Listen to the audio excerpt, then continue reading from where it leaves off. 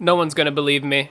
Look, okay, ready? 1 hour ago, maybe it changes. Bro, I had my mic muted the first time I recorded this video, so I'm running, it's a salty run back real quick, okay? I have to do it right now too because there's construction outside, but really quick, if you guys want to see more videos like this, leave a like, comment, let me know. That's the only way to keep these videos that are edited even worth my time doing. I'm gonna go through this really fast. I have to because they're probably gonna start construction again soon. And okay, I'm just getting into it. Okay, Bard base damage is down a little bit. Against Bard, champions like okay, the champions that are good with him are also pretty good against him. So Misfortune, Caitlyn. While those champions are also really good with him, they're pretty good against him. And then make sure whenever you're playing against him, you're pinging, letting your team know that he's roaming because the champion does like to roam. All right, Darius E cooldown increase. I don't think that this is impacting Darius all that much, if I'm being completely honest. The cooldown going up by 2 at each rank. Oh, holy crap! It turns into 6 later on. Okay, well I'm glad I reread this because he maxes this actually. Okay.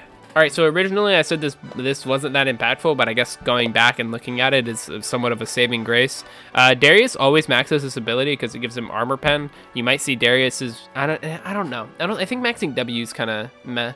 So you're probably gonna notice a little bit of a dip in Darius because he was getting max 2 off. Now he's probably only getting 1 off in a team fight. So, but against Darius, he's really easy to. Okay, well he was really easy to kite, but now he takes Nimbus Cloak, Ghost, Stride Breaker, so he's not as easy to kite. But honestly, Gale Force is like a really good option into the champion if you want to play that. Okay, so Galio's getting a nerf all around to support and mid. I see this champion a lot. I kind of like him support, honestly. I like seeing him support. It's a nice change of pace, but I guess it's problematic for pro play, so they're nerfing him a little bit, making him a little worse against mages and just a little worse when he's maxing W. Against Galio champion, I really like Caitlyn into him because you can E W, like whenever he's using his E, so you really won't get hit. And then on that topic, Caitlyn's also good into him because Caitlyn has a lot of range, and Galio likes fighting lower range opponents because it's easier to get his W off. So champions like Lucian, Sivir, and Samira, they don't like playing against Galio because to auto attack him while he's charging his W is saying, hey, can you taunt me? Like, you just don't want to be doing that. So playing higher range AD carries, not even higher range, I think probably 525 like Kai'Sa or Xayah, that might be enough, but I still wouldn't like to play that. So I'd say like Varus, like range and up against Galio is probably preferable. Okay, so Jinx base armor is decreased, or R damage is now capped against epic monsters.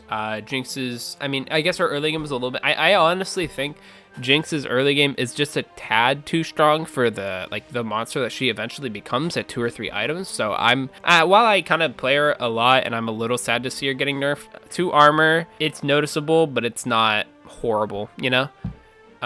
The thing I'm more confused about is, so Super Mega Death Rocket would steal objectives. I was notorious for stealing objectives with this ability, but anyway, they're making it a little bit harder. I don't really understand the wording about this. Execute damage against epic monsters is now capped at 1000. AoE damage is now capped at 800. So what I don't understand is, does it do less damage the further away it is?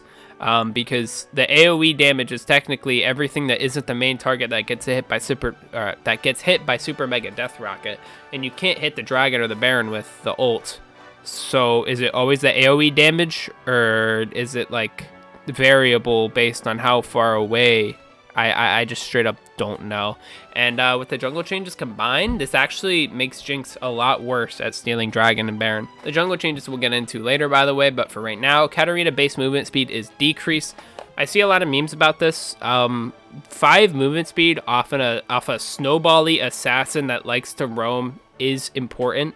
However, 5 movement speed, it'll probably make her lose like less than 0.5% of games. More. It's not going to be that impactful, so her win rate will go down to like maybe 0.5 at the max, but 5 movement speed isn't that big, but movement speed is an important stat that's definitely undervalued. Oh, I forgot to say this, my bad. Against Jinx, I like Tristana and Lucian into her, but if you're playing Lucian, you have to make sure you're beating her in lane phase, and then against Katarina, you just have to make sure that, I think the biggest tip for Katarina is not really the champion you play, it's just how you think. If you're half health or low health, and there's a Katarina, you're putting your entire team at jeopardy, right? If you're half health or low health against Kata, she resets on you, she gets like multiple of her own abilities, she's gonna kill literally everybody. So if you're half health, low health, just go, okay? If you're in kill range of Katarina, just don't engage her. Or don't go into a fight where she might be, you know? Just leave, because you're a nuisance to everyone else. Okay, Kayle. Passive AP damage ratio and bonus attack range increase, so this is just making her scale a little bit better. This doesn't really matter for ADC mains because, well, I wouldn't say it doesn't matter, but there's not a lot that you can do about it. It's Kayle. Kayle's one of the worst early game champions, and then mid game she's a little bit better, and then late game she's god, okay? What am I supposed to do as an ADC? The support, mid, jungle, and top all have something to say about it. I'm not going to interact with Kayle before she hits level 6 more than likely. So not really a bunch you can do as an ADC about this champion. So I'm going to skip over it a little bit for the ADC patch notes. That is now getting cut short because construction's starting again. All right, Kennen, his AP ratios are getting a little bit stronger and the base damage is up a little bit later. Against Kennen, just make sure that you ward everywhere. It's like Fiddlesticks. You just don't want to get caught off guard by him. He'll kill you and your entire team. All right, so I've been noticing Lux has been a little bit weak recently because I tried playing her a bit, but yeah, her bonus damage is up from like AP bonus damage is up a little bit, and so is her base damage. I like this change. Lux feels really weak. Against Lux, just make sure you're not getting hit by Lucent Singularity. Wait, what's her Q called? Is her Q called Binding Light? I thought her Q was called Lucent Singularity. Light Binding. Okay. Yeah, no, this ability is hard to dodge in lane. Lucent Singularity, you can get hit by this because you're probably going to. Obviously you don't want to, but it's more this, Light Binding. Don't get hit by this because she'll blow you up even if she's support. All right, Sejuani, this doesn't matter, but just play your tank busters into her. Talon Q, bonus AD damage ratio decreased against Talon. Make sure you're looking at the map. One thing that I hate, your mid laner not using the enemy missing ping is not an excuse to flame your mid laner because Talon was bot lane. You need to be looking at the map. You probably wouldn't have noticed the ping anyway if you didn't notice that he was missing mid. So look mid. If Talon's there, feel free to fight. And then also another thing, if you're playing into a matchup where you want to push up, so let's say you're playing Triss Ezreal, maybe consider trying not to push as much. Or maybe consider even not picking champions like Tristana or Caitlyn who like to push the wave a lot because Talon can be there. But with that being said, this is a nerf to him, and you might notice his damage fall off just a tad bit. Something I'm pretty happy to see, Thresh is getting nerfed here. His health early game's getting lowered, and this pretty much evens out later. Against Thresh, make sure you're not picking Tristana, because Tristana's horrible into Thresh. I've learned that the hard way on multiple occasions. And champions who like to push the wave are actually pretty okay against Thresh because there's less opportunities for him to land Death Sentence. Okay, Yumi's bonus damage is up. Okay, well, anyway, Yuumi bonus damage is increased. This just sucks. I don't know why they're buffing Yuumi. No one likes playing against a champion. Very few people like playing the champion, and the people, okay, not very few. People do like playing the champion, even though she's horrible. So why not just, like, leave her be? Because they want her to be more active? Okay, if you want her to be more active, make her passive a little bit better so she has more of a reward for jumping off. The problem with Yuumi is that she's uninteractive. Her Q bonus damage going up does not make the champion more interactive. The thing that would make the champion more interactive is if you change how her W works, or if you make her passive, if you give her more reward for using her passive, jumping off and auto-attacking. That's the only way you make this champion more interactive. They literally call this champion the girlfriend champion, and they're keeping it like the girlfriend champion. I don't get it. I hate it. But against Yuumi, make sure that you're not letting the Yuumi champions get fed. Ezreal, Xin Zhao, Aatrox, Olaf, Hecarim, that kind of stuff. Champions that really like Yuumi, just don't let them get fed. Because you can dumpster Yuumi all game. You can make her enemy Vayne 0-20 and her 0-10. But if the Xin Zhao's 7-1, you might have an issue. All right, so Zyra's getting buffed. She hasn't been being played a bunch, so I'm kind of fine with this. Her slow is up and her cooldown on her W is lower.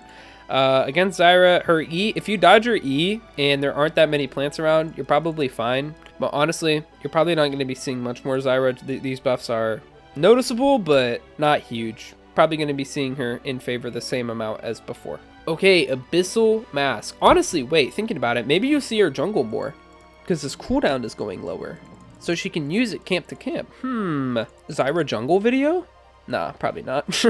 I don't like Zyra all that much, but anyway, Abyssal Mask, the health is going up. This doesn't impact ADCs that much, but if Abyssal Mask is on a rampage next patch for whatever reason, I don't think it will be, but if it is, Blade of the Ruined King is a decent option into it if your champion can build it. Core Drinker, item nobody wanted to see buffed for people who don't use it. The missing health is the main thing. It's only up by 2%. It's not that big, but if they have like 2 Core Drinkers, maybe consider finishing your Executioners into Mortal Reminder sooner. Winsu's Rage Blade cost is going down. Good buffs for Vayne, Senna, Kog'Maw, champions like that. So maybe, I don't know. A Guinsoo's buff isn't necessarily going to make my Senna views go skyrocketing, so probably not a Senna video anytime soon. And then Riftmaker, I don't know how, I think the biggest part of text here is dealing damage and taking damage from enemy champions stacks it faster, so Riftmaker's going to be stacking faster. I don't know if it's going to be in favor a bunch more, but if it is, maybe get XE more often against it. But I don't see this item becoming broken anytime soon.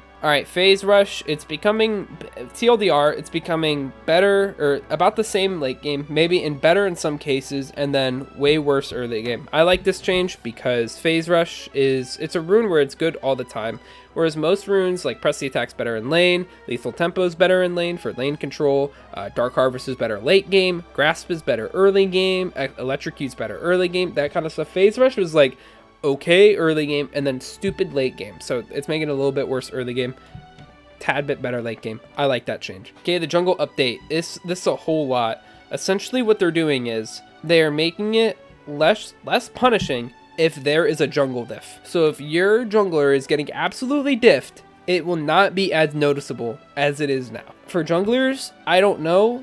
I think this lets a lot more off-meta junglers, maybe junglers that aren't as common. Like, I used to play Quinn jungle, and it was really fun, but before the Quinn changes. But anyway, I used to play Quinn jungle, and that was fun. Now it's probably a little bit more okay to do Quinn jungle, like off-meta stuff. You're gonna be allowed to do that a little bit more. But they're making it easier to clear. I don't know how much this impacts the game as a whole, but reading it, all I can tell is if there's a jungle diff, you will not notice it as much. Either way, on your team or the enemy team. Kog'Maw VFX update is a thing. And then the upcoming skins. If you guys want to see Arcana Lucian, is that the name of the skin? I don't know. I'm buying this skin. Arcana Lucian. Yeah, I'm buying this skin day one and I'm uploading a gameplay because this skin's hype and it's for one of my mains.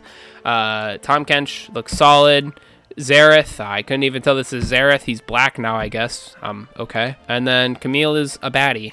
Cool. But I'm a big fan of the Camille and Lucian ones. Of course, they're the champions I play. But yeah. But TLDR, why are you buffing Yuumi? Thank you for nerfing Thresh. Thank you for doing a minor nerf to Bard. I mean, I've noticed that Bard is kind of strong, but not like nerf-worthy strong. But yeah, I gotta bounce and upload this and edit it. Sorry for it being kind of rushed. But the people who are doing construction came a day early. They were supposed to come Wednesday. They're here Thursday. And so now it's randomly loud outside sometimes. And then other times it's randomly not loud. But yeah, if you guys want to see more edited content, make it worth it for me by leaving a like and commenting. Help me in the algorithm with these edited videos because typically they do not perform as well as my other videos. It's just not worth the time unless you guys like and comment and boosting the algorithm. You feel me? But yeah, with all that being said, let me know what you guys think of the patch in the comments below. But leave a like, comment, subscribe. If you're new, stay safe, wear a mask, wash your hands. I'll see you all next time. Peace out.